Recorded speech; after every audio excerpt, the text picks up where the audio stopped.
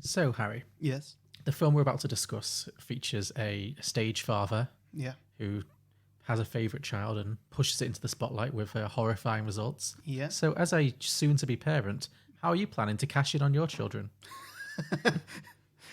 Okay, well, given I plan on raising my child to become an evil mastermind, Okay. I think it speaks for itself, really. Like, evil mastermind, they're generally quite good at making money. Well, you're thinking world domination then? Yeah, Okay. pretty much. So you're not just going to push them as like Britain's Got Talent or anything. You're going right to the top with this. Oh, yeah.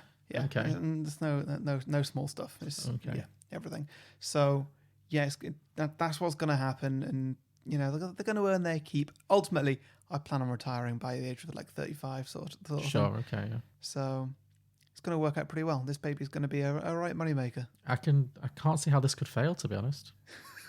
I mean, maybe you could take my name off the Godfather list after all. Then, if you're planning on raising, I don't want to be like Godfather to the next Hitler. That's not going to look good. That's not a good look for anyone. So. I've not made the offer to you, John. Oh, okay, fair enough. I spoke too soon. Some films are fine just the way they are. Other films sometimes take it way too far. But really, how bad could it get? Let's go beyond the box set.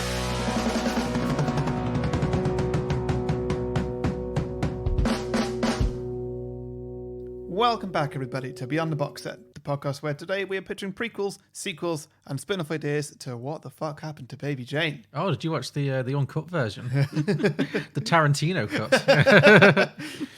We'll also be pitching some drinking games and hearing other sequel pitches from our Twitter followers. But first, we're going to talk about some of our favourite moments from the original movie and catch you up with a bit of a plot summary.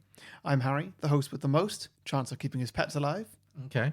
And joining me, as always, the host with the most chance of locking someone up one day is John Lucas. So what you're saying is that you're Blanche and I'm Baby Jane. If our podcast did become, it does descend into us just living in a flat together, one of us routinely torturing the other one. Yeah. While caked in makeup. Yeah. That's gonna be all me. Yeah. Yeah. Okay, I can take that. Yeah. Yeah, that does also imply that I'm the one to try and run you over one day. Yeah, that does also track. So Which yeah. does also imply I've not done it already. Not attempted it before. Anyway, so what happened to Baby Jane? Whatever happened to Baby Jane? Yes. So we have reached the end of my little mini-series. It's had its ups and downs. Mini-series? It's taken about 4 months. Because we did it in between, on 1 week on, 1 week off, so you didn't have to feel like you were constantly watching them, Yeah, but... I was thinking of you. Okay. Yeah. So we did Sunset Boulevard. And at that point, I didn't really have a series in mind. That was just a classic film I wanted to do. But then I thought, I'd really like to do All About Eve. And then I thought, well, if we do All About Eve, I'd really, really like to do Whatever Happened to Baby Jane. And then I was like, well, we better put for a bit of Mildred Pierce in the term. Suddenly, what do you know, there's a series. It just happened. Kind of felt that way. So, but here we are with Whatever Happened to Baby Jane. James Gale movies. Yeah, indeed, yeah. So obviously the previous two you had some troubles with. You didn't love either of them. Would you say you prefer, because you like Sunset Boulevard, I think that's clearly the one that you like the most, yeah? I mean, you're really making out like I love that movie, but I'll be honest, John, I was being a little polite. Oh, okay, but then it turned into a season, and it was like, oh god, I can't pull it through for 4 weeks. But Baby Jane's the best of the bunch. Oh, good, okay. Yeah. I thought it might be. This is a very entertaining movie. Yeah. I think I kind of went into this just like, here we go. But I couldn't keep it up. No, good. You couldn't keep that cynical resentment going. Yeah. It was like, actually, no, this film is quite fun. It does. Yeah, it gets there. It's a lot. I'm not sure if it takes a little bit to get going, but that might just be because I was prepared to not like it, and so that was kind of eating into the first half hour of it. But then, eventually the film won me round, and I just enjoyed it. Good. No, I would agree. I mean, this is one of my all-time favorite movies, but I would not say it's a perfect film. I do think it's definitely a little longer than it needs to be. I think actually more so. It does take a while to get going. It's the opening credits happen at like the 15-minute mark, and we don't actually. They're so long as well. Yeah. And, well, that's the thing. In the old days, they put all the credits up front, and at the end, it'd just be like, "Bye." Yeah. It's a weird way around to do it. I guess it's to force people to look at them. Now they don't care. But I guess that's why they have post-credit scenes now to force people to read the credits. Yeah. I mean, not really, but maybe it's a bonus. I wonder why. Yeah. Well, the grip needs a bit of recognition as well. Filmmakers like the idea of Easter eggs, don't they? Like Yes, something they do, for the yeah. true fans. And so obviously that's caught on and become not what it was. But it's about 15 minutes until we get a opening credit. Yeah. And 20 odd minutes until we actually see Bette Davis or Joan Crawford. Yeah. So yes, it takes its time. But I think more in the second half, it does repeat itself a little bit too much. Yeah. There are things I would trim a little bit towards the end. But on the whole, it's a hoot. I mean, it's such a good time. And I mean, talk about iconic performances for the ages. Like, Yeah. absolutely. I mean, mostly Bette Davis. Let's Yeah. be real. She knows what she's in. Yeah, because Joan Crawford wasn't nominated for... She was not. Well, that's so obviously one of the most famous things about this film is that these go two on, then. famous actors. I'm just going to talk about it. I have to. It's so good because they famously did not get along. Yeah. They didn't like each other at all, and they feuded on set. You know, there's a whole TV show about it. There's books written about it. About all the because they're just very different, and you can tell how they're different. I mean, I showed you a film about each of them before, so you kind of had a sense of what they were like when they were like at their peak. But they were just. To be honest, John... You've already forgotten them. I didn't know which one was in which film. Oh, for God's sake! I mean, surely while watching, you remembered. They look very much the same as they did, apart from being older and, you know. Oh, yeah, sure. But I mean... You didn't think... You weren't... You can't tell me you were looking at Bette Davis and going, was she in Mildred Pierce? Well, I just wasn't sure. Oh, for God's sake. Which one was in which? To be honest, I'm trying to remember what All About Eve was about. I can't. It was the theatre one. Did you actually watch it? Yeah. You didn't just like Wikipedia it and try and wing it that way? No, I watched all of them. I mean, I'll be honest, I watched Mildred Pierce at 1.3 times speed. Oh, God. You're the worst. It's a long film. Oh, right, fine. And it wasn't so long when I watched it. Okay. Oh, God. Joan Crawford, she's quite chipmunk, isn't she? She's a bit jittery. Well, anyway. It was a brief 88 minutes. It was brilliant. Okay, fine. Well, whatever. They were very different women, and they didn't get on very well. And one of the best things about their feud was that after the movie comes out, Bette Davis gets nominated for Best Actress. Joan Crawford gets no nominations at all. But then Joan Crawford went around and rang up all the other nominees who were also in Best Actress and said, so if you can't make it to the Oscars for whatever reason, I will accept it. If you want, I'll as a friend, I'll accept the award on your behalf. And a couple of them said yes because they were in plays at the time. And that included the woman who actually won, Anne Bancroft. So on that night that Bette Davis lost her Oscar, which she was devastated by, Joan Crawford actually got to go on stage and accept an Oscar. So it's just so petty. But like, it's amazing. But there's loads of stories and stuff like that. Like Joan Crawford was married to the CEO of Pepsi at a certain point, and so Bette Davis installed a giant Coke machine on set. Just gave her a check. Just like Brilliant. So incredible pettiness, and but you can also see it in the film. I mean, obviously that's part of the fun is that, you know, or do they really hate each other as much as, you know, it's kind of like the reverse of Mr. and Mrs. Smith, you know. Yeah. It's like, you know, hate chemistry. Yeah. But also you can just tell because Bette Davis in this film is just, she's the baby Jane, just so to be clear. Okay. She's just like munching on the scenery, and she did not give a shit about looking good. Like she's like, I don't mind if I look I want to look as hideous as possible. Like, you know, she looks an absolute state. She's got no vanity at all. She just wants to like give a great performance, and she does. Whereas Joan Crawford is a lot more like, you know, she was wearing false boobs, and she you know she still put on quite a lot of makeup, and she, you know, she wasn't really as able to like see the funny side. You know, she took herself a bit too seriously. Yeah. But I think that works for the character actually. I think if they were both like at 11 or at 15, I would say it would just be too shrill and over the top. I actually really like the contrast between the two characters. I think it works really well and it really ramps up the tension. Whereas like Joan Crawford as Blanche is like just this complete victim who's, you know, can't really do anything for herself, and Bette Davis is just going all out. She's just this drunk, sloppy mess. Like it's great. It's so entertaining to watch. Like it is absolutely one of the all-time iconic. Like drag queens have built their entire careers and personalities around this film. Oh, like, yeah. Yeah. You'll get a lot, if nothing else from this season. I've given you a lot more context for jokes that probably went over your head in RuPaul. You know? So there's that. You know? Yeah. Yeah. No, it's good. It's very entertaining all the way through. And just, did the filmmakers know how camp this was when they were making it? That's the other thing. They definitely knew. This film knows what it's doing. There are moments, I think it works as like a pretty decent thriller. Like you do have to suspend a little bit of disbelief here and there when you're like, I think she could have got away. She definitely doesn't make the best attempt at leaving. No. But I think it Oh my God. Could she not just shout a little bit Shout. through those bars on the window. Come on, what's wrong with you, woman? Yeah, no, she could have shouted. She could have gone like when she's on the stairs. I'm like, just go down on your bum. Yeah. Just shuffle down. Yeah, you know? yeah, it's just- So all just- that effort with the banisters. I'm like, that. just get on your bum and shuffle. Like, Well, she did the most pathetic throw of a crumpled up piece Oh, of yeah, I paper know. at the worst timing in the world. yeah, you do have to kind of give it a bit of suspension of disbelief. She deserved what she got. It is hard to sympathise with her because she doesn't make the best attempt to escape. Yeah, she's pretty useless. But there are moments in this film where it absolutely knows what it's doing and it knows how camp it is. Like, I think my favourite of, I mean, there's so many, but one of my absolute favourite moments is when Bette Davis, Baby Jane, is talking to Edwin, the piano player. Yeah. And he's asking about when they can start the tour and whatever. And she says, "Oh, I just need to sort some family stuff out. That should take about a week." And she kind of looks like she's thinking about how long it'll take her to die. It's just, it's so funny. It's so like darkly funny. Like, because she's just like tied up, starving to death upstairs the whole time. Yeah. Like, this film definitely has like a dark sense of humor. And just, it's weird. I love a film that like goes to some weird places. And this film is not afraid to be weird. Yeah, absolutely. How much were you actually thinking of paying? Paying? Well, what do you think? How about $100? A week, of course. Well, I think that would be fair. Then that's settled. I don't like talking about money, do you? No, it's not that important, is it? Not like relationships between people. But the thing is, if I'm going to move out and give up my pupils, I'll have to know for sure. When are you thinking of starting? Just when could you let me have some money?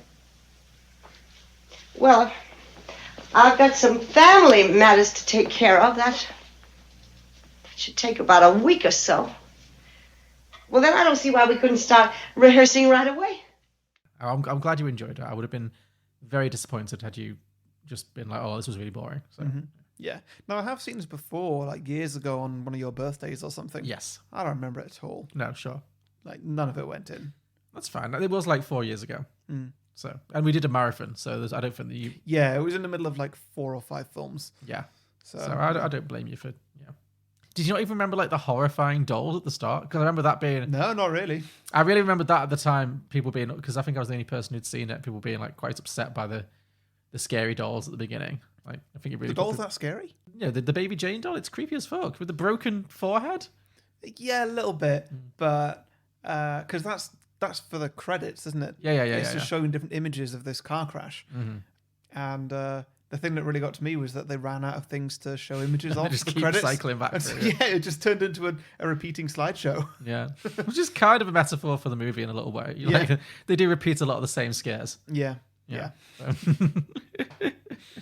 Yeah. Yeah. Right. Should we get down to a plot summary? Yeah, do it. Cool. Okay. So, Whatever Happened to Baby Jane, released in, I think, 1963. It was a huge hit. Big hit at the time. Made a lot of money. Yeah, it starred Bette Davis and Joan Crawford, who had both been big movie stars in the 1930s and 1940s.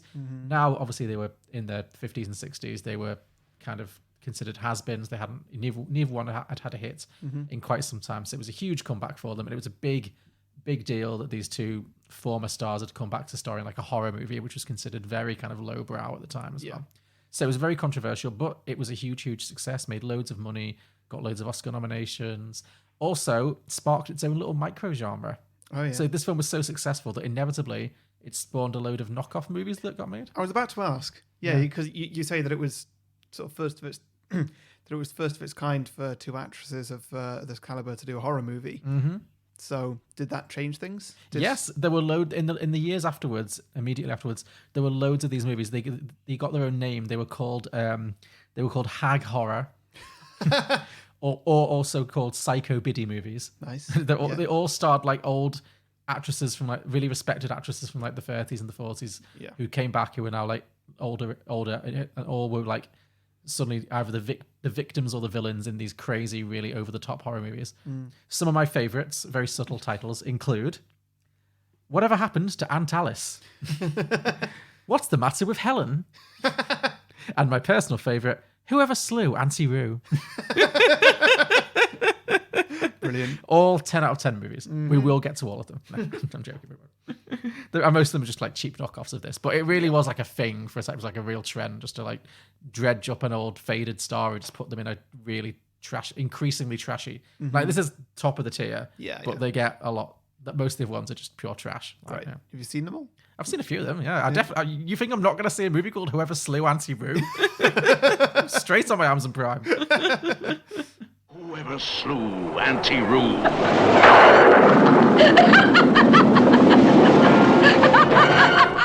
But yeah, so it was a huge success. Stars Bette Davis and Joan Crawford as these two feuding sisters. There is baby Jane Hudson and Blanche Hudson. So the film opens in 1917, and baby Jane in this carnival of horrors. I can't really express enough how creepy this carnival is. Like it opens with this like a crying child and this doll that also is crying, and the carnival owner is like, "What are you so afraid of?" I want to cry at that. That is terrifying looking little thing. Like, you know, this creepy like Punch and Judy style wooden doll as well. But anyway, it's like this old school like vaudeville performance, and we meet baby Jane Hudson, who's like this really creepy like preteen like child star, singing this nightmarish song called "I've Written a Letter to Daddy." Oh, it's so awful. It's such. And I was wondering when this is happening. I was like, so why is this kid a star? I don't get this. It's all, it's the old school. What, like, was there nothing else on? There was no TV. It was 19. There was literally nothing else on. It's 1917. There's no TVs. There's barely cinemas. People would go to any old crap, wouldn't they? Yes. Have you ever watched TV from before there were like 1,000 channels? It's not just like, you know, lack of TV and film back in 1917 or whatever. Like, is there nothing else to do other than go and watch this girl who cannot sing do an act? I don't think so, no. And I was just really trying to work out, like, I've never heard a little girl make a sound like that. It's a horrible, And I was horrible like, sound. Like, what on earth is going on? And then I worked it out, like, halfway into the movie when Bette Davis starts singing, and I'm like, right, it's so Bette Davis can match her. Got it. Yeah, well, basically, yeah. It's not supposed to be that. I mean, a lot of her character is like what is cute. I would argue if it's ever cute. But what is cute at like an 8-year-old girl? Because it's very saccharine and like, you know, I love my daddy and he's dead. You know, is obviously increasingly disturbing as you get to like a middle-aged lady who doesn't realize that song is not appropriate for us to sing anymore. Like, No. you know, so yeah, that's a big part of it.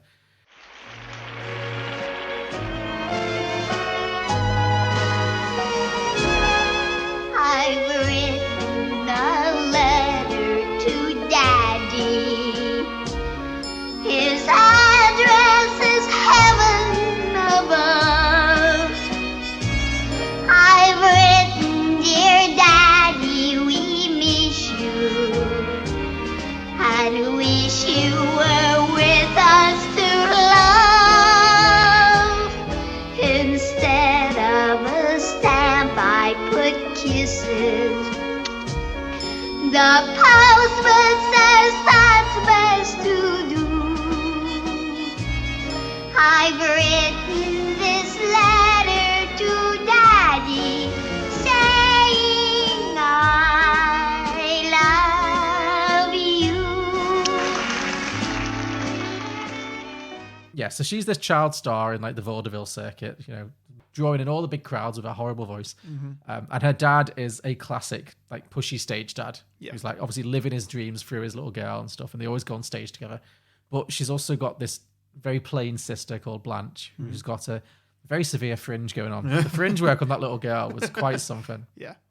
And she's like the ignored sister. And it turns out that baby Jane is not only a terrible singer, she's also a complete brat. And she has like a big tantrum after the performance, and her dad's trying to calm her down. And he's like, he gives her anything she wants because she's like the star. And then the sister just says something really innocuous, like, I don't feel like any ice cream, thank you. And she just gets yelled at. And you can tell that they're both just vile to her. Yeah. And her mum kind of says to her quietly, like, you know, one day you're going to be the big star. Like, psychic mother. Like, how did she know? What indications that this child was the star? But she's like, you know, one day you're going to get all the attention and you need to be kinder to your sister and your dad than they are to you. And she's like, I won't forget.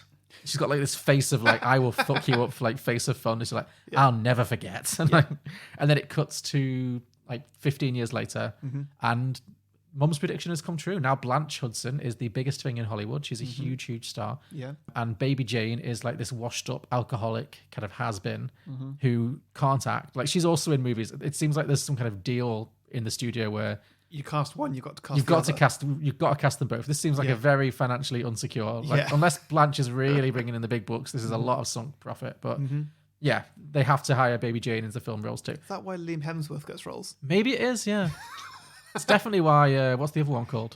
Luke Hemsworth. It's definitely why Luke Hemsworth gets roles. Yeah, I don't know, yeah. maybe, yeah. But yeah, so basically she's like now basically dependent on her sister. I also, another example of Bette Davis like getting it and having Yeah. a great sense of humor. At the beginning of this sequence, we see these old films and we see the studios like going, "Oh my god, she's awful. She can't act. She's terrible. What is that accent?" Like really laying into her. Those are actually like old Bette Davis movies. Really? Yeah.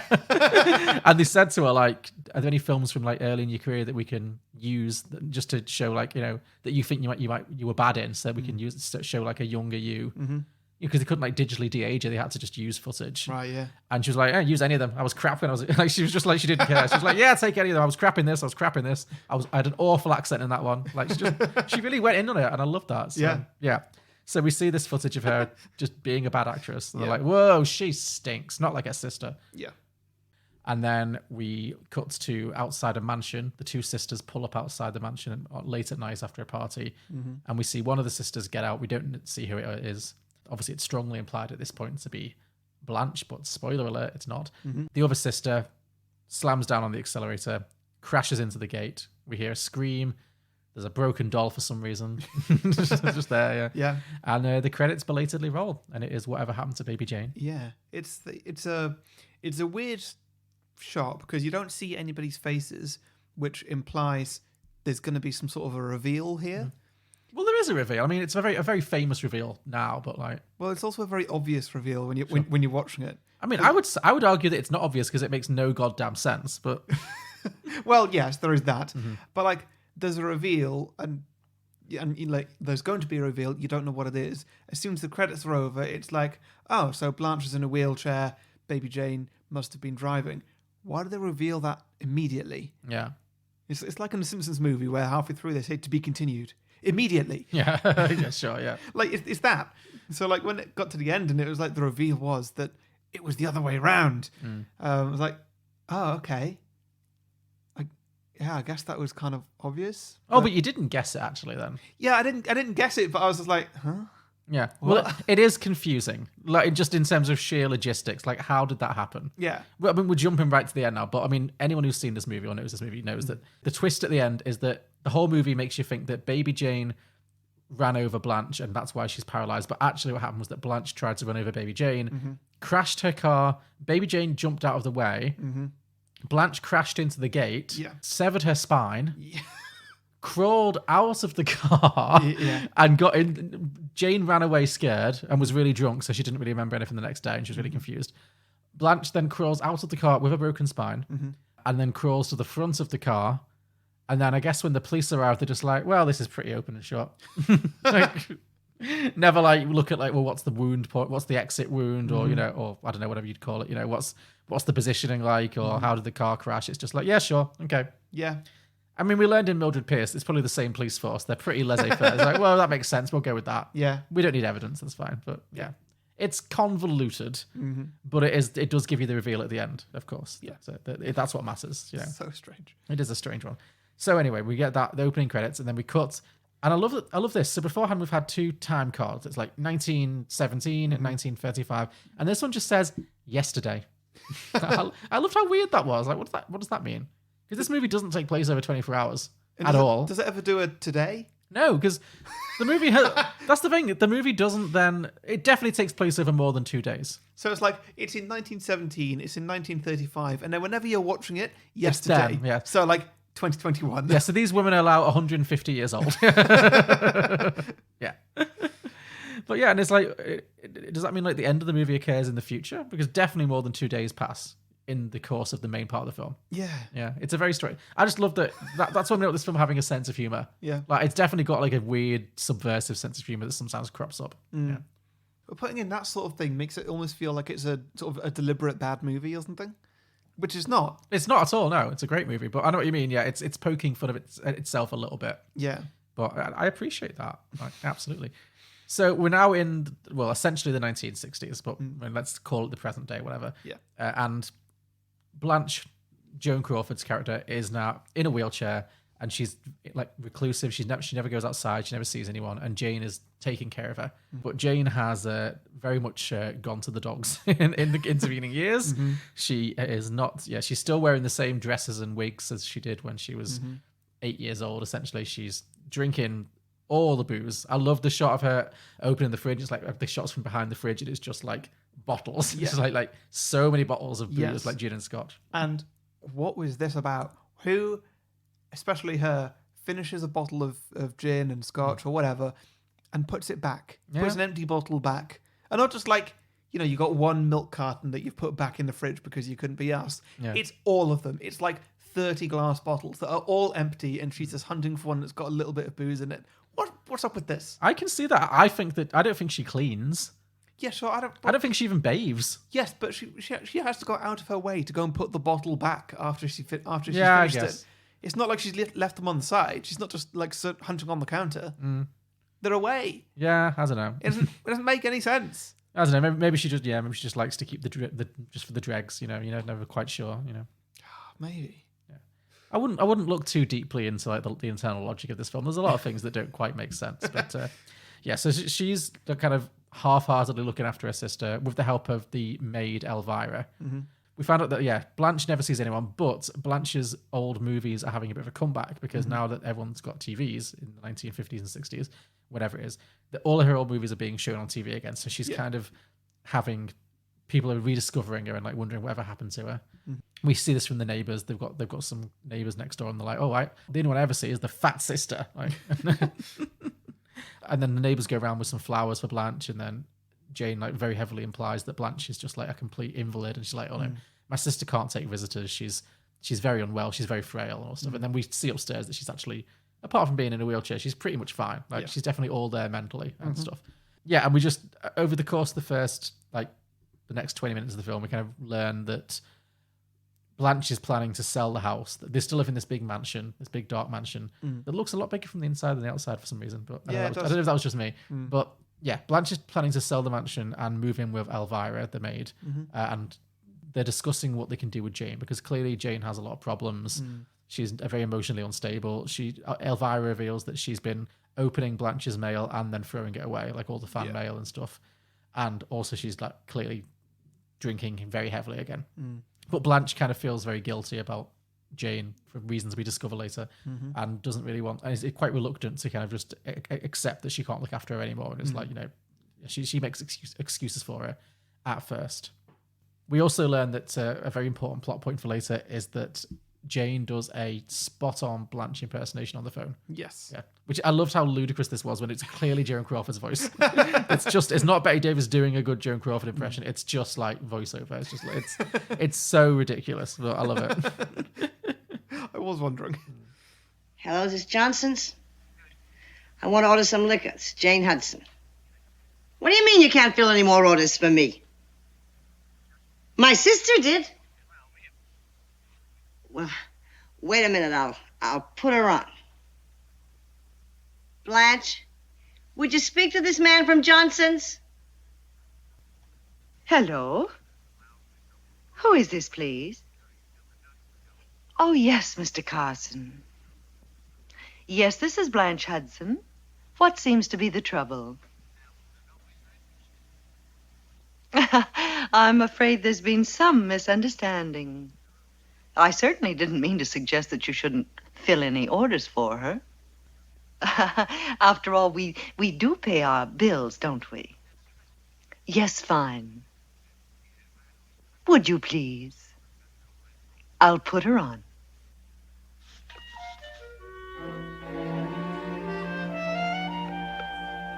Okay, then. Good. Yeah, I'd like to order 6 bottles of scotch and 3 bottles of gin. Yeah, the same brands. And as soon as possible. And yeah, so after we've established this, we then see like later that night, we see Jane sitting up like drunk, and she starts hearing the old "I've written a letter to Daddy" song from the doll that she's got. Like the whole house is like a monument to her. It's very like Sunset Boulevard in that way, where it's full of like posters and dolls, and she's totally like trapped in her past when she was the most famous one. Yeah, she hears the song, she starts singing it, she does the little dance, and then she kind of sees her wizened ancient crone face in the mirror and has this horrible realization and like screams. And then we learn that Blanche has like a buzzer that she uses to kind of bring Jane back when Jane's like spinning out. She uses the buzzer, which really winds Jane up, but it does pull her out of like a psychotic break moment. So like that's clearly what Blanche is doing when she can hear the singing and the screaming and stuff. So she's obviously very concerned. And Blanche kind of tries to talk to Jane about potentially selling the house, but Jane's like having none of it. And that really then starts Jane off on like a cycle of torture, basically. So she steals Blanche's canary and then feeds it to her. Like she puts it in her dinner.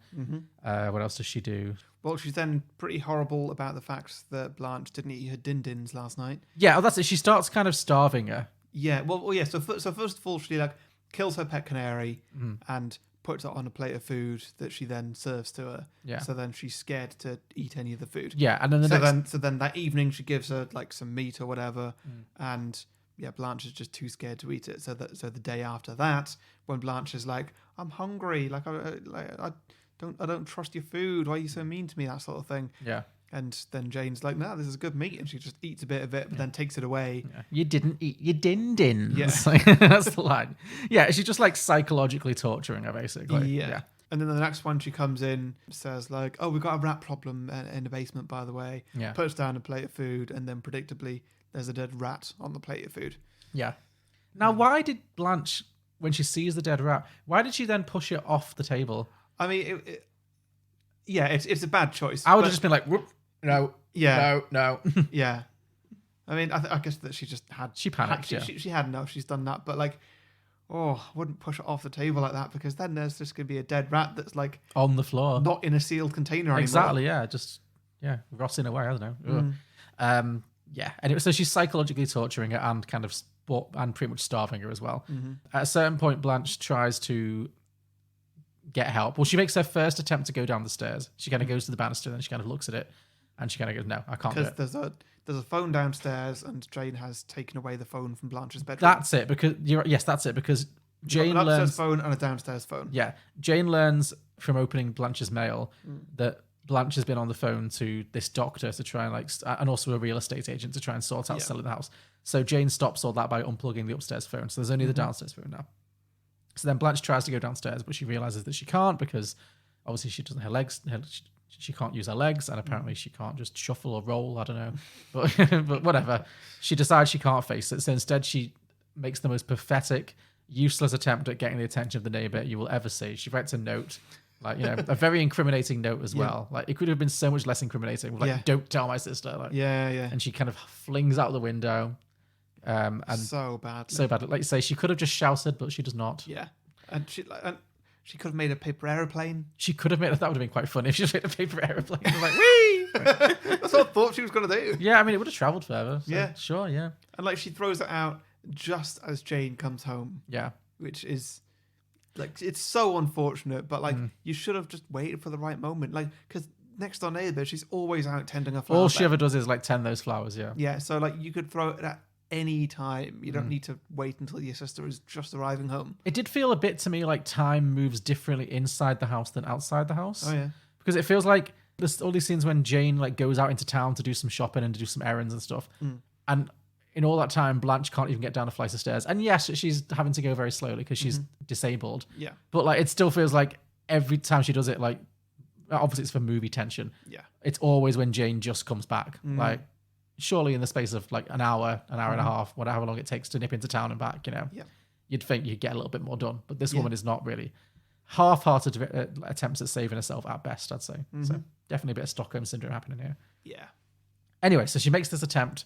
It doesn't work. Jane sees the letter, picks it up, reads it, obviously.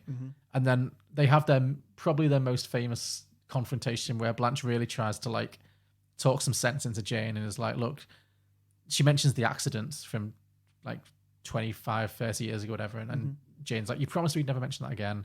And Blanche says, look, you have to just face the fact that you couldn't do these things to me if I wasn't stuck in this chair. Yeah. And then we get the iconic line. It's more the face, I think, than the line. It's so good when kind of Jane looks out the window and then she just does that face, like the smirk, and she's like, "But you are in that chair. You are in that chair, Blanche." Great. Jane. Jane! Do you remember when I first came back after the accident?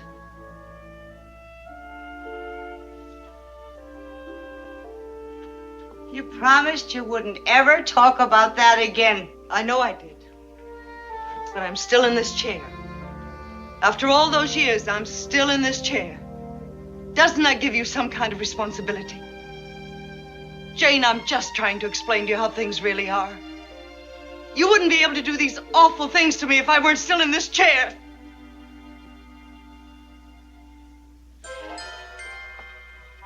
But you are, Blanche. You are in that chair. And tell me, what are these awful things I'm supposed to be doing to you? Yeah, so this doesn't go well. It ends in yet another big confrontation. And then Jane just really steps it up. She gives Elvira the week off, which if I was Elvira, I'd be suspicious of this. But she's like, hey, week off, fine. Screw these white people. Like, Yeah. Which I guess is fair enough. Oh, because Jane is also has this delusional idea that she's going to have a comeback. And she's going to like relaunch her old vaudeville show from when she was like literally 50 years ago, from when she was 8 years old. Mm-hmm. So she puts an ad in the paper for a pianist to accompany her on these gigs she's planning to get back into somehow. Mm-hmm. And I loved the utter cringe of all these sequences. It happens multiple times in the movie when she's like, maybe you remember me. I'm baby Jane Hudson. And everyone's just like, sure. Yeah. And then they just like sideways look at like, who the fuck is Mm-hmm. Yeah, it makes me wonder how big of a star actually was she? Like, I get it that she was she was a star 50 years ago. So yeah, sure, everyone forgets. Yeah. But even then, how big was she? Because it didn't look like she was selling out her own show. She was part of a variety show. She was part of a variety. Yeah, I think in her own mind, she had some branding. Like they were selling dolls for $3.50, which is a decent bit of money there. No, I think we're supposed to understand that she was a big star as a child, but it has been a long time. Yeah, and a lot of these people weren't even born. You know, so they obviously don't know who she is. But like, she's so delusional and like, yeah. So I loved all of that. I thought that was fantastic. Mm-hmm. So she puts an ad in for a piano player. And she attracts the attentions of a man named Edwin Flagg, who was a very strange character in his own right. He is, yeah. Who has a strange relationship with his very cockney mother. I loved his mother. Yeah. What was her deal? It just felt like this part was like its own film. Yeah, like somehow it had been dropped in. Like, I want to see more of these two characters. Yes, but not necessarily in this film. No. I think if I have one critique of this film, I would have maybe had less of Edwin and maybe given more of his stuff to Elvira. It would have made a bit more sense. Right. Because Elvira just that's the maid. Elvira just kind of disappears for a long stretch of the movie. Yeah. And they do repeat it a bit at the end when first she finds baby Jane, when she finds Blanche in the bed tied up, and then Edwin finds Blanche in the bed tied up. Well, I kind of liked it because it was like Blanche has got so many different options to get out. Yeah, so many opportunities. Yeah. Well, it's not just opportunities. There's so many different people's attention that she could get. Like there's the next door neighbor, there's Elvira, there's Edwin. There's a few people. Maybe even her sister could, turn it around. She also calls a doctor at one point. Yeah. Like there's so many different avenues, and each one of them keeps just getting kind of closed snatched off. away to her. Yeah. Yeah. And. It's like which one's gonna come through? Is it this? No, it's not. No, Jane's got in the way. Is it this one? No, Jane's got that one too. And then eventually one of them does. Yeah, no, that's fair. It does ramp up the tension very well. But the Edwin character is definitely a bit of an oddball. So he comes to the house, and again they're practicing the song, and obviously Blanche is stuck upstairs. And again, they're going through the whole written a letter to daddy routine, which appears to be her only number. Yeah, I guess that's all she does. She just loves that song.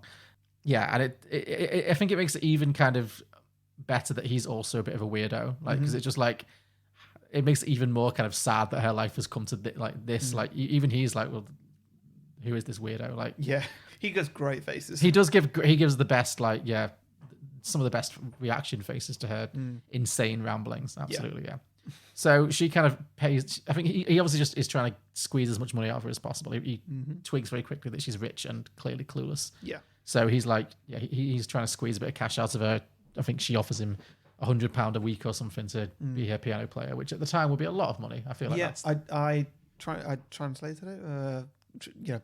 Converted it for, and I think it was like over $2,000. That's a week. That's crazy. Yeah. Yeah. So he's clearly on a bit of a grift. Yeah. But yeah, so she's planning her comeback.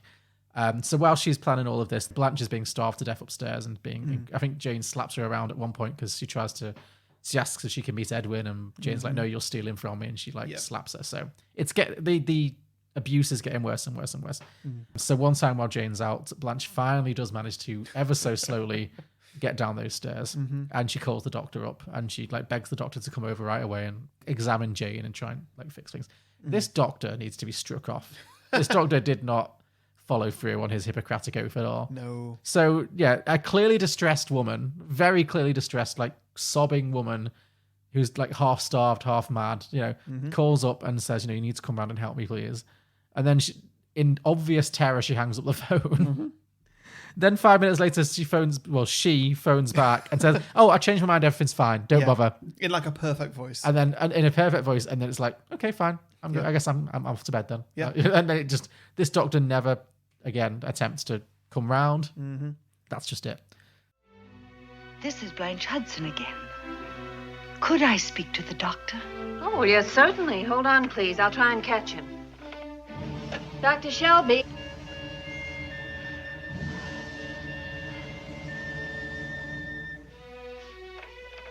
Hello, Blanche. I'm on my way now. Oh, I'm so glad I caught you in time. Dr. Shelby, we're not going to need you after all. I know. But Jane has gone to another doctor. Another doctor? Yes, another doctor. Well, of course, if she's chosen to go to someone else. Well, after all, we really can't interfere, can we? If Jane's chosen to go to another doctor. I'm very sorry.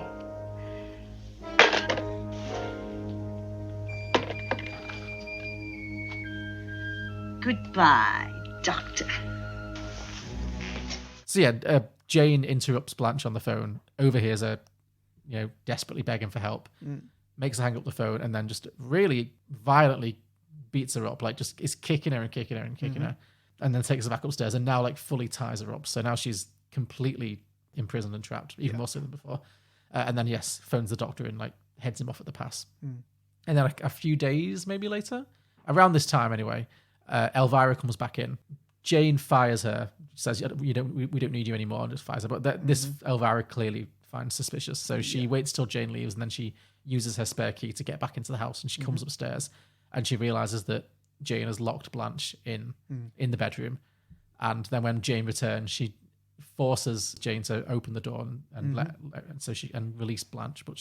But before she can get that far, because she, again, incredibly stupid. Just so bad. Never turn your back on a crazy person. Especially when you've just so she was using a hammer and chisel. She was trying to hammer open the door before Jane got back with hammering out the hinge. Yeah. And so when she's there confronting Jane, what's going on here? She's holding a hammer in her hand, and that's great. And then she puts the hammer down on the sideboard, and I'm like, no, the hammer is great for looking threatening. You don't need to do anything with it. And if anybody asks, it's innocent. You were just doing some hammering because you literally were. Yeah. You're not about to use it as a weapon. You look really threatening right now. It's great. You'll get what you want. Don't put the hammer down because you won't. And you know what will happen? Yeah, don't put the hammer down. Exactly what happens. Don't put the hammer down and then turn your back on the crazy lady. Oh my God. And then ignore the other crazy lady who's like, yeah. And she's just like, it's fine. I don't need to turn around. Yeah. This was dumb. But poor Elvira does get a hammer to the head from Jane, which must be an incredibly gory way to die. I couldn't help because they didn't share it, obviously. It's all just, you just see Blanche's reaction. It was like, oh, that must be very painful and also not pleasant to look at. Yeah. So, Elvira's now been killed. And at this point, Jane is just completely has gone off the deep end. She's fully regressed to this childlike state. So she's in complete denial about everything. I think a few days later, she gets a phone call. Blanche is still tied up upstairs, slowly starving to death. A little while later, Jane gets a phone call from the police who say that Elvira's been reported missing by her family and they're going to come around and investigate. So now she knows that the net is tightening on her and she's going to be in a lot of trouble. And then I think that night, she hides Elvira's body somewhere. I forget where. But that night, we get another bizarre Edwin scene, which again, is just an exposition dump to like remind you of all the things that's happened so far. It's like, so I heard about her. She ran her own sister over, and like just in case you forgot, this is what we're about. This is the plot that we set up 2 hours ago. We're about to explain it. Here it is. Yeah. This whole sequence. I mean, I did enjoy it because it was crazy. Like I loved that bit when she's like, and the sister was found in a bedroom drunk with a strange man. And then he's like, well, why is that so weird to you? Isn't that how I was conceived? And she's like, oh my God. It's really funny. It just feels like it's from a completely different movie. Yeah, it does. The fine woman you've chosen to run around with turns out to be broke.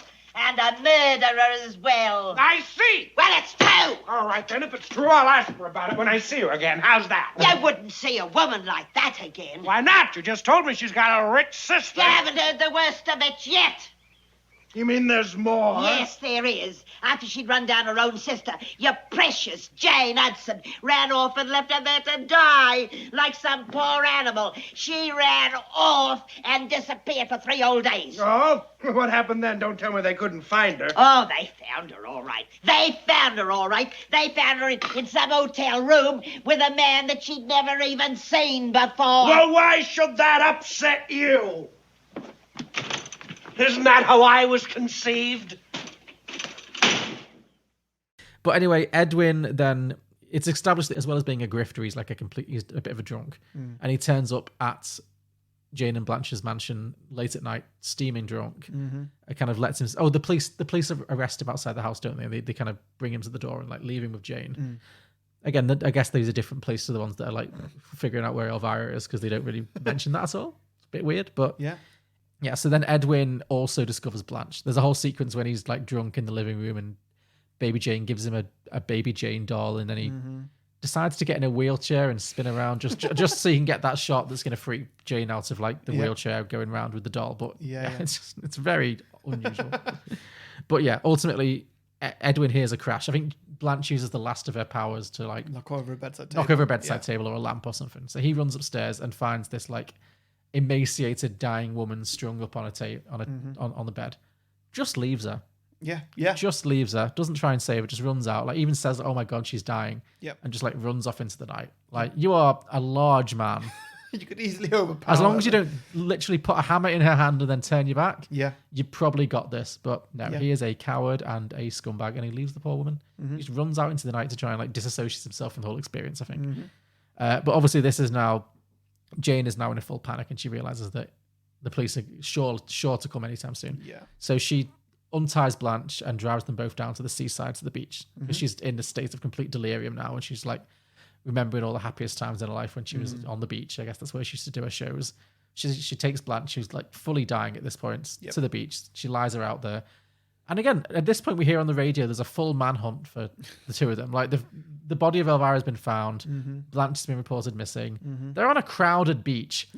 A clearly ill older lady is just splayed out in a dress, in a nightgown.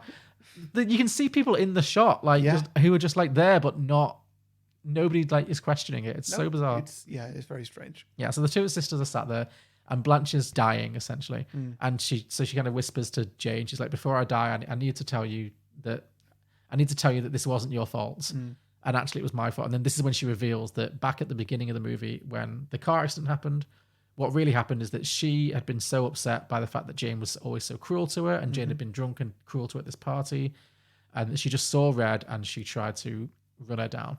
And obviously, Jane got out of the way. Blanche hit the gate. She snapped her spine. She jumped out of the car somehow and crawled. We've been over this. And then Jane, because she was really drunk and terrified, obviously, she went missing for a few days, and then she was found in a hotel room somewhere with some strange men. And when the police found her, she'd blacked out and didn't remember anything about the night. So she really believed for all these years that she had paralyzed her sister, basically, which had caused obviously all this very strange relationship that they have. And then Jane like hears it, and she takes it in, and she kind of says, "So all these time we could have been friends." And she goes off. She's still completely doolally. She goes off to get an ice cream for the two of them. I guess she's kind of made up with her, and she steals the ice creams. She does, doesn't Just she? like, it's like, "Hey, that's 40 cents. Thanks." And then the police finally spot her. And then the whole crowd, and it gets a bit Sunset Boulevard. It's kind of a similar ending where like all the crowd like looking at her, and she kind of goes, she retreats into the fantasy, and she just starts like doing her old dance and spinning around like she's a child. And then the film kind of pans out over the beach, and you see them find Blanche's body, dead or alive. We don't know. It's a cliffhanger, but running towards her, and then the film ends. Yeah, and that's Baby Jane. Whatever happened to Baby Jane? Yeah. It's a good little thriller. I like it a lot. It is. Yeah. But that's it. We're done. No more. We're done with old films. Stop it. Okay. No more old films. It's not happening. Okay. No, it's fine. We're done. Putting a pact down. Okay. As I say, old films are shit. Okay. But you liked this one. Okay. Fine. No. You wore me down. I did wear you down, but it's fine. No, I'm done now. Nothing black. I don't think I've got any more black and whites in me for a while. So. Okay. Good. Very good. Do you want to do drinking games? Yeah, sure. Let's go for it.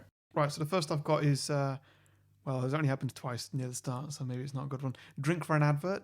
Oh yes, that's another thing where I think this movie kind of has a self-aware quality because the adverts are really weird. Yeah. There's one for dog food, isn't there? Something. Yeah. There's one that interrupts a film on TV. Yeah, it interrupts a Blanche Hudson film. Yeah. Yeah. And then the daughter of the neighbor is like, "Oh, shut up!" But I love it because it's so specific. Like the guy in the advert just, as soon as he comes on, he's like, "Isn't she great?" Yeah. It's like, what, was this advert made to be in this Oh no, film? that's what they used to do. Yeah, I know. It's weird. Because you just don't get that now. No, well, it was because it wouldn't be a pre-recorded advert. You would have films and TV shows, I guess, but mostly films on these TV channels back then, and you would have like a TV presenter whose job would just be to sit there while the film was on, and then in the ad breaks just advertise shit. Wait, sorry, they do that live? Yeah, that's a live advertise shit. Yeah. Why? Because pre-recorded adverts didn't exist. It wasn't a thing until about a decade later. Had nobody thought of it? I guess not. No, pre-recording an ad. Like it doesn't need to be a fully produced thing. No. Just be the same thing. But I don't know. That just came in a few years later. It was definitely a thing for a while. Weird. Yeah, I know, right? Why don't you just pre-record things? It was a different time. Is it so difficult? I guess, yeah. Weird. Okay. See, you learned another thing there. Yeah, great. Isn't she great? Sorry to break in on this fine old Blanche Hudson movie, folks, but you'll be glad I did when you see what I have right here for that favorite pooch of yours. And Iliad means quality. So when your dog says, woof, woof, feed him Iliad, the classic dog food. And then the other one is kind of like within Baby Jane's opening show. It's like, hey, you can now have my very own Baby Jane doll. A genuine Baby Jane Hudson, life-size doll. Just $3.50 from the lobby. Yeah. Yeah. Which, again, creepy doll. Yeah. Well, one of my first dolls. Yeah.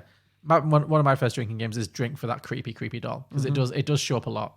Yeah. Obviously, the scene where it sings to Jane is the scariest part by far. That is terrifying. But, I've got drink for that goddamn buzzer. Drink for the buzzer, yeah. You can really see how that drives Jane ever more insane. It's not a nice noise. It's a horrible noise, and Blanche does abuse it. Like they are. I mean, she'll just like press it lightly, like once or twice. No, she just holds it down. Like yeah. There's definitely a weird two-way, even though obviously Blanche is very much the victim in this film for most of it. There's definitely a bit of like two-way abuse going on there, and like that buzzer is definitely used as a bit of a weapon for sure. Because it's so loud and it's and it's so cutting. And whenever Blanche whenever she's pressing it, she's always like, "Oh, I was just wondering who was at the door." Yeah, that's it. She's like, a bit of a phony in that way. Sure. Yeah, she's definitely a bit passive aggressive with that buzzer. Yeah. All right, Blanche, Miss Big Fat Movie Star. All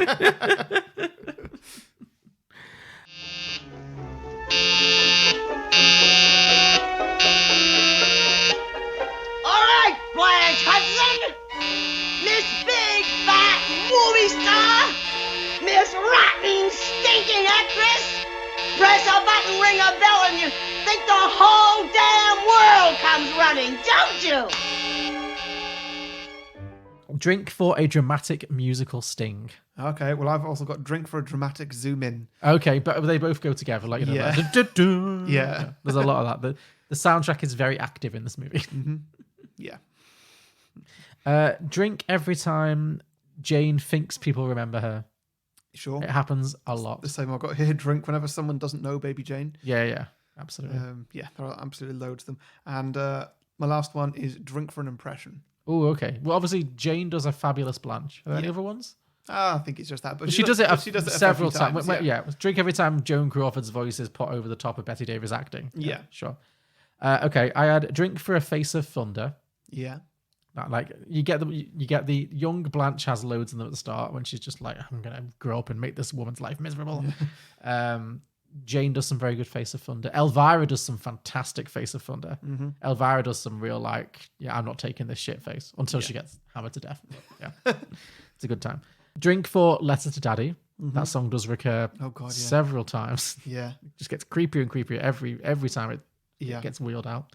Drink every time Blanche makes a weak-ass escape attempt. Oh, yeah. You could do better. Mm-hmm. Yeah. Drink for Stairs. There's a lot of action on those stairs. Oh, yeah. I loved the way Bette Davis, just the physicality of her performance, the way she just kind of schlumped up the stairs. Like, Yeah. That real like drunken shuffle, just like, that hungover shuffle, just like, you know, it's really, really tickled me. Mm-hmm. With her little like fuzzy shoes. Did you notice she's wearing these little fuzzy slippers as well? No, I Like, didn't. it just looks so great. I love how it looks. Like, I'm going to bang on so much about like how much I love her and the way she is in this film, but I love how you can really tell. Like, I feel like her character never washes or takes the makeup off. I feel like she just like puts more on over the top every day. Like, yeah. and it's really horrifying, but in the funniest way. Like, okay, so there's that. Drink for booze, obviously. Yes.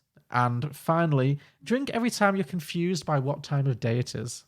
Did you pick up on this? Not really, no. So there's so many scenes where I was like, oh, this must be happening in like the dead of night. Like the bit when Jane has the fantasy about being young again, and then she looks in the mirror and she screams and all that.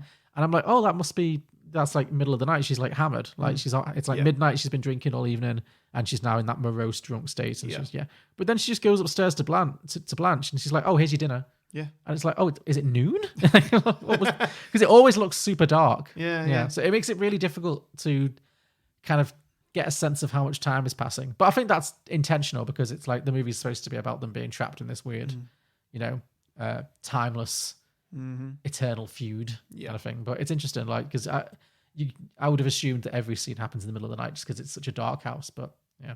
That's all I got. Very good. So, listeners, if you've enjoyed those drinking games and you would like to hear a few more ideas that we've had, then you can subscribe to us on patreon.com/beyondtheboxset and find an extended version of our episodes.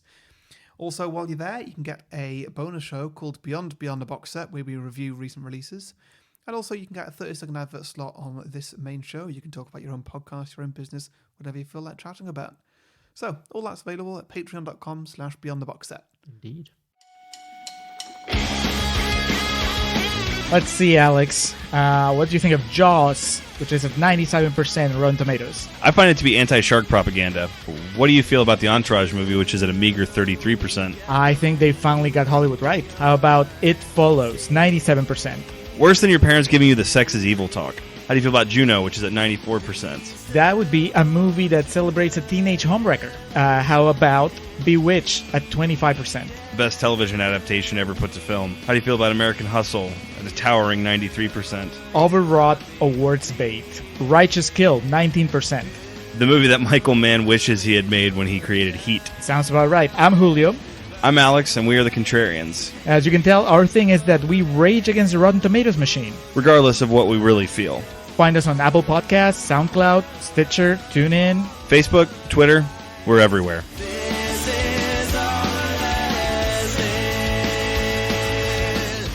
All right, then. So, do you want to go first? It's up to you. Do you want me to go first? I feel like I always go first. Okay, I'll go first. So my sequel this week is actually more of a midquel. Okay. I'm surprised nobody's made this film because there's been obviously this film gets kind of referenced a lot. Obviously, they made that TV show Feud a couple of years ago that was very popular. I don't know why they've never really like remade it in any particular way. Like there was a TV remake in the 90s starring Vanessa and Lynn Redgrave, but like it feels like they could totally remake this. Like, but I don't want to do like a straight remake because that's boring. But I thought another thing you could do is to go back and explore that kind of middle period the film kind of skips over.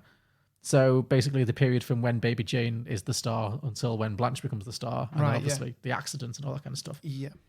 So I'm thinking it can just be about how Jane and Blanche end up in Hollywood and how Blanche becomes a bigger star than Jane and things end the way they are.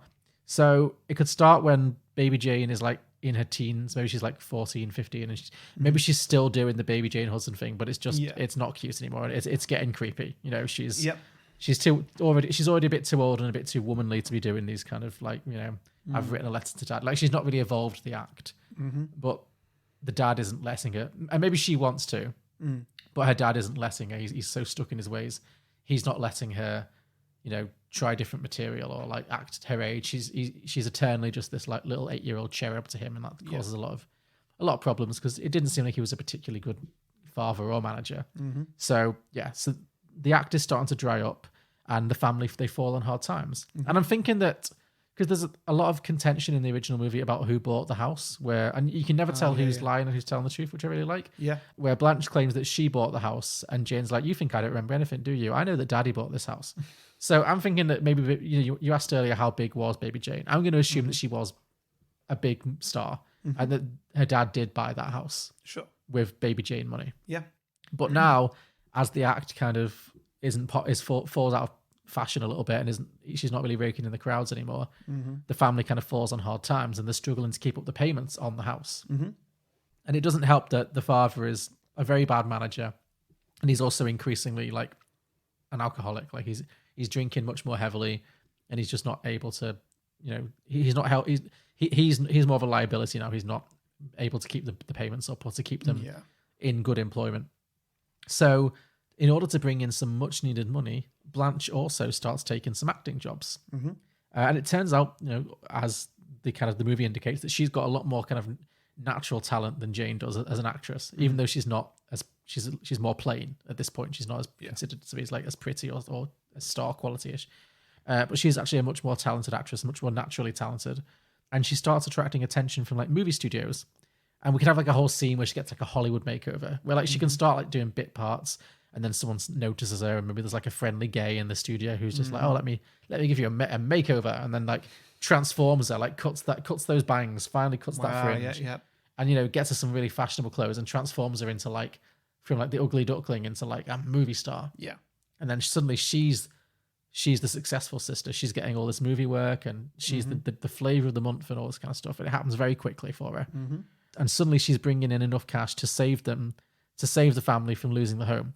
So it turns out that they're kind of both telling the truth in that argument about who owns the house.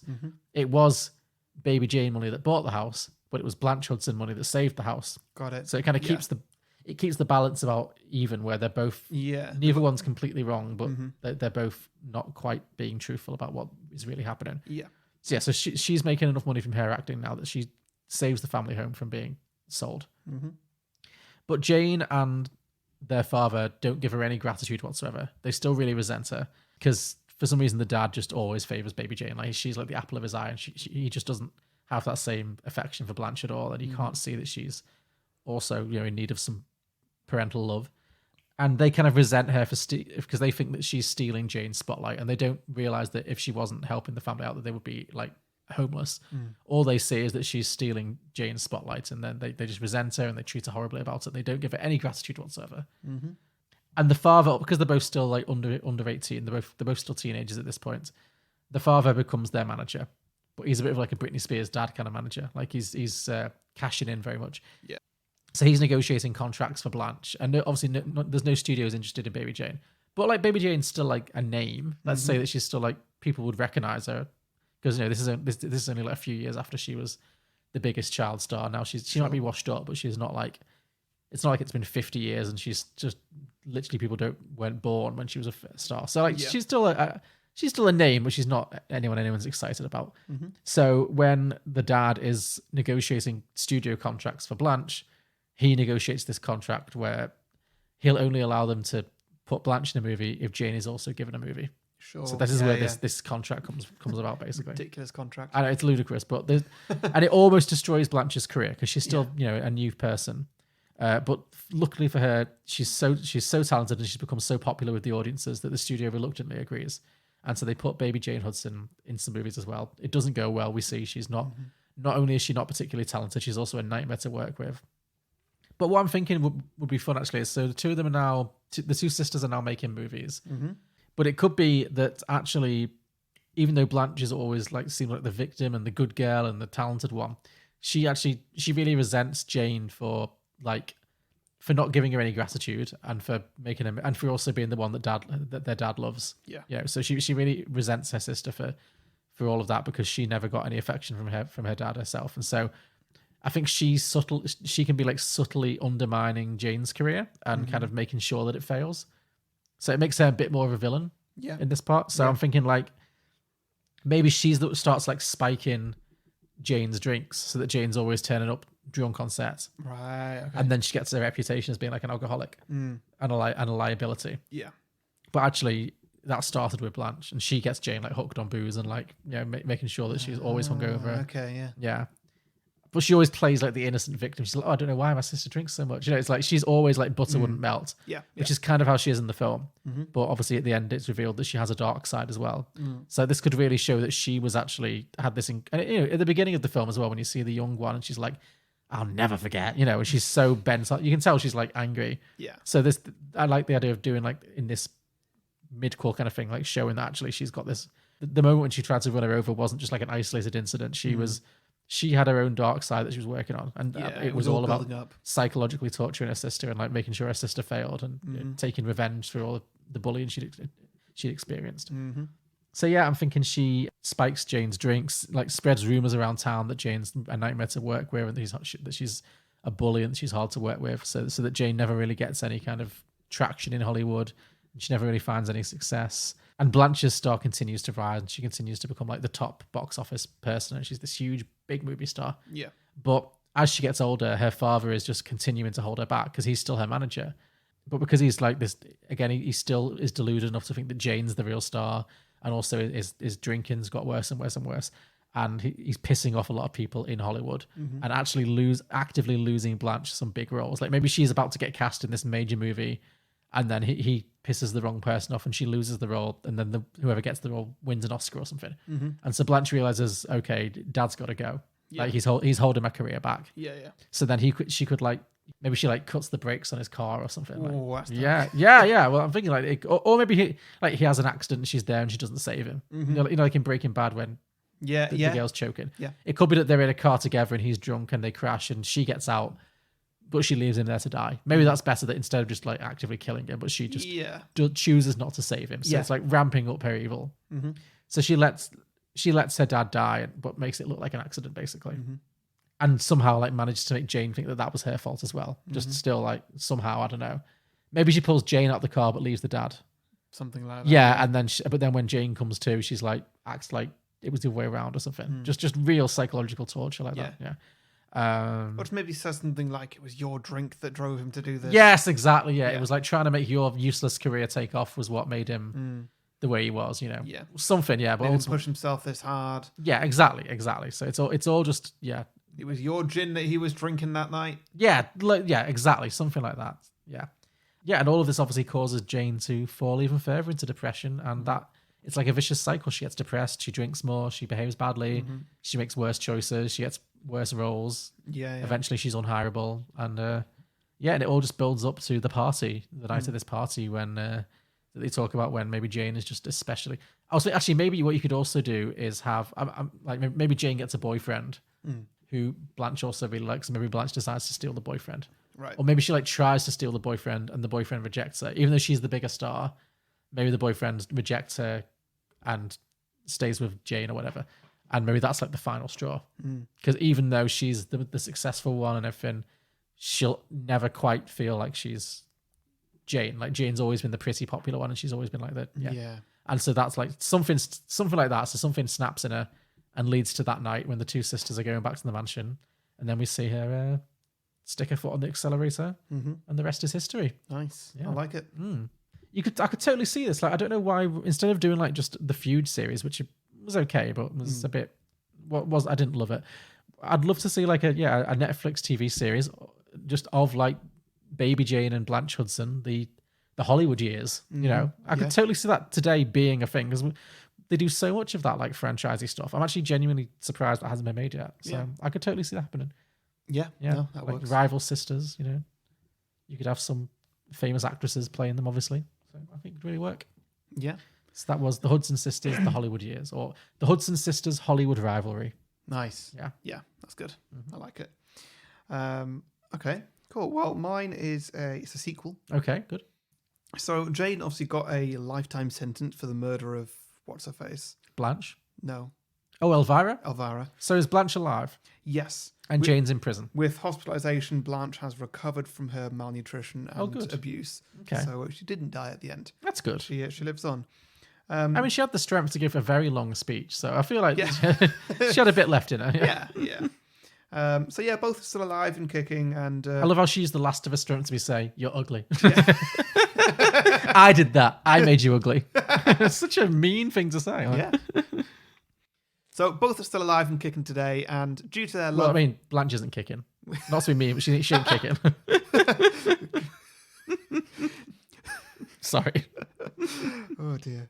So yeah, both are still alive and today, and due to their love of one another, have moved back into the same house. When Jane... Due to their love of each other.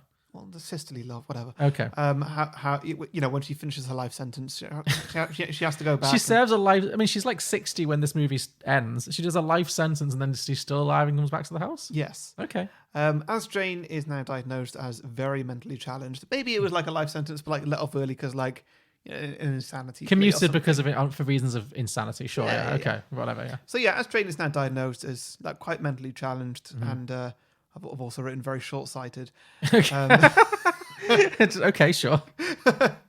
And Blanche is very physically challenged. They take care of one another. Okay. So, like, So they're back to square one. Basically, yeah. Jane's doing all the physical things and Blanche is doing all the, sort of more mental, demanding things. Just paying all the bills. And filing the tax returns. Yeah. So they've forgiven each other? Well, however, Blanche has become even more bitter as the years have gone by. Understandably. She never forgave Jane for how she tortured her. I mean, I don't blame her. And you'd think that Jane wouldn't forgive her for making her think that she crippled her, but she's not really in that kind of a state to care. Is she still regressed to like this like child state where she doesn't really... Yeah. Okay.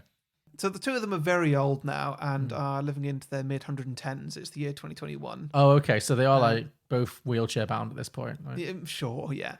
And before you ask a question, no, it is not explained how they're both that old. Okay. One day, Blanche gets a phone call. It's from their business manager. Okay. And once she's finished with the call, she calls Jane up and tells her some good news. The time has come for the 100th anniversary of Baby Jane. Of the film, or of Baby Jane's? Of Baby Jane's initial run of shows. Oh, from like the written letters to Daddy days. Yeah. Okay. Wow. And Jane is very excited. The agent has arranged a few interviews, a possible appearance at a convention, and an actual 100th anniversary show. Oh, wow, okay. She's finally getting that comeback.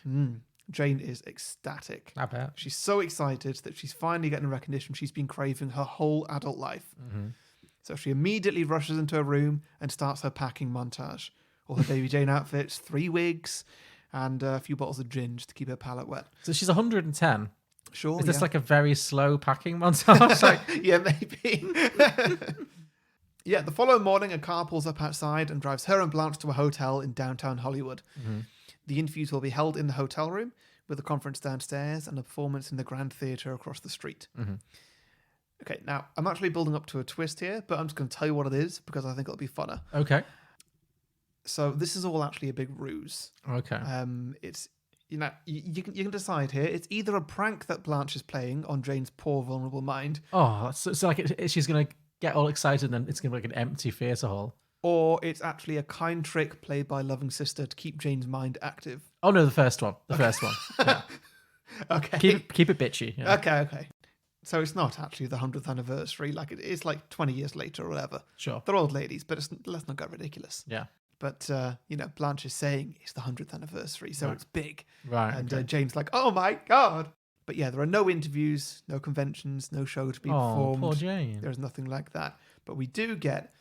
now, I've written this more as though you picked the second answer where it's a nice thing. So we'll see. Why did you ever think I'd go for the nice thing? Well, anyway, so we do get a few interviews from some journalists who are all actually Blanche in different disguises. Like a series of increasingly ludicrous wigs. Yes. Great. Yes. Love it. Okay. practicing all her acting chops. Oh, is this why Jane is short-sighted because she can't see the interior system? yeah. Okay, right. Like it. But like for us, maybe it's quite obvious. Yeah, sure. But it could be, yeah. Then I was thinking for the convention, we get Blanche and maybe a couple of hotel staff who are very good at voices. Clearly, it runs in the family, being good at voices. And they just have a single baby Jane doll, like the only remaining baby Jane doll, and they keep giving it to Blanche to sign as though they're a new fan walking in a queue. Right, like, okay. Oh, Faye, it's you, baby Jane. Please sign my doll. Hi, baby Jane. Please sign my doll. But so by the end, the doll is just covered in signatures. Yeah, Okay. but she can't see. Sure, okay. So yeah, that could be the convention. And then I wasn't really sure what to do for the actual concert. I was thinking something with cardboard cutouts. Yeah, but like the entire crowd is like papier-mâché. Yeah, that sort of thing. Yeah, sure. I don't really know where to go from here. What do you think? Okay, so again, are we going on the assumption that it's a cruel prank, or is this like the height of the cruel prank? I think so. She's going to go out to an empty stage. Yeah. And maybe it's like a bit of a Carrie situation where like the idea is that she'll have like a pig's blood will fall in her at the end or something. Yeah. But maybe Baby Jane like unexpectedly triumphs. Yeah. Maybe she knew. Maybe like Blanche is expecting Baby Jane to be absolutely terrible, and even though she's the only person, Blanche is the only person in the audience. You know, she had a whole big horrible thing planned where like nobody makes any noise because there's nobody there. But then when Baby Jane comes on and does the performance, Blanche actually like tears up. Yeah. And she's like, she's still got it. Yeah, God damn it, she's just so good. Yeah. That Letter to Daddy song, it just gets me every time. Yeah. Yeah. So maybe something like that. I don't know. Yeah, maybe. Or I was thinking like, because even in the original film, it's like there's so many times when Blanche could get away, but Jane just seems to always come up smelling of roses until the very, very end. Yeah. And even then, that's more like Jane giving herself up in many ways. So maybe it's like, yeah, Blanche is like, this is it. This is going to be the moment. And then somehow Jane has managed to realize what's going on and has got word around and actually put some real adverts out, and like a real crowd traps in, and then suddenly she gets like a standing ovation. And so she pranks Blanche. She pranks the prankster, yeah, and then Blanche is like, "Damn it, Jane!" Yeah. Damn you, Baby Jane! Yeah. Yeah. So that was. I had two titles. What will happen to Baby Jane? Because it's kind of The like future, it's going on. But also, what never happened to Baby Jane. What never happens to Baby Jane, yeah. Which is more play on words. Yeah, that's good. I like it. Cool. So yeah, could also just be called Feud, like the TV show. Because it's just the continuation of the feud. So yeah, I like it. Very good. Nice, good. Cool. Should we move on to listener submission? Yeah, we've got a handful this week. So Dennis Fanning said Baby Jane's Space Jam Vacation. I guess because Baby Jane kind of looks like a cartoon in some sequences. I don't know. Justine Weisinger said Aging Women, the most frightening threat of them all. She says, not sure how to do a sequel. Maybe Lady Gaga moves into the house and is haunted by an envious Jane. Of course. No, I like this. So maybe like Lady Gaga playing herself. Why not? Yeah. Buys that mansion. This is in a universe where Baby Jane really existed, but she's now dead because it's like 2021. And maybe it's haunted by the ghost of Baby Jane. So like Lady Gaga is like... Oh, God, that gets so annoying. yeah, that song every night, yeah. Every single night, just like that's all she hears. And yeah, it's about... I don't know why it's Lady Gaga, but it kind of makes sense it has to exorcise the ghost of Baby Jane. Yeah. Maybe reconcile it with the ghost of Blanche Hudson, who's also there. They're both haunting the house. So imagine being that. It's like Beetlejuice. It's like how annoying that would be. Yeah.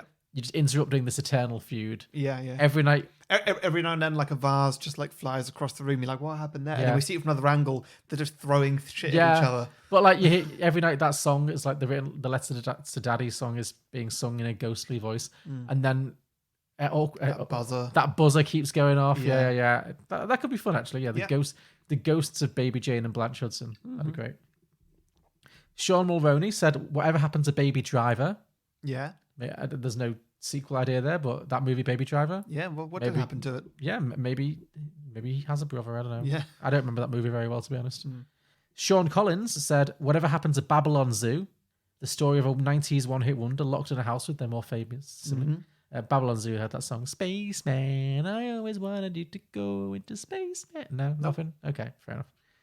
Well, I guess Baby Babylon Zoo. Yeah. Ben Rowland said, "Whatever happened to Baby Shark?" I guess it's the same principle. Yeah. That's more your level, isn't it? The Baby Yeah. Shark. So I guess the kids from the Baby Shark movie grow up and become... And finally, over on Twitter, Peter in London, at Peter in London UK, said, I thought it'd be interesting to see baby Jane in the institution after the events of the original film.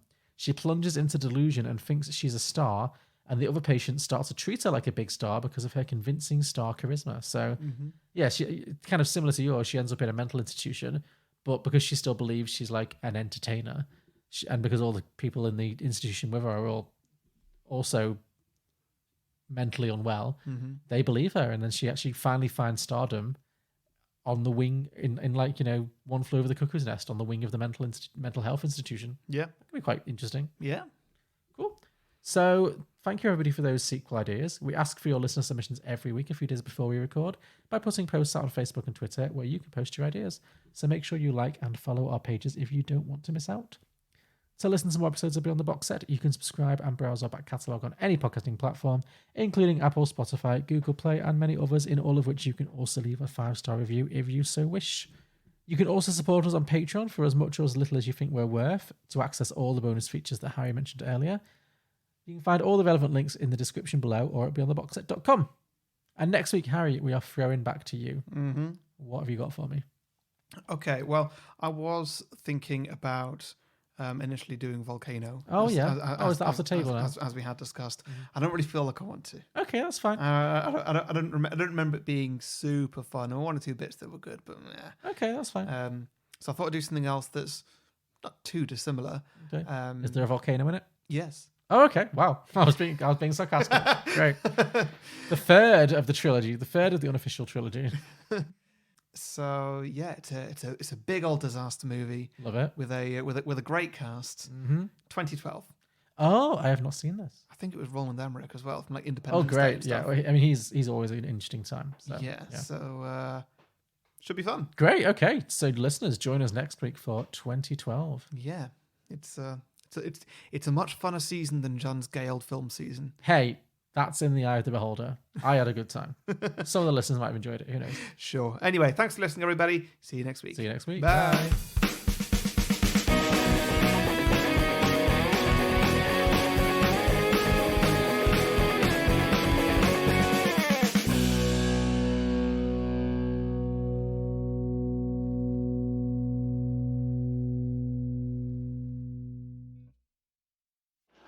Maybe you remember me. I'm Baby Jane Hudson. Oh, sure.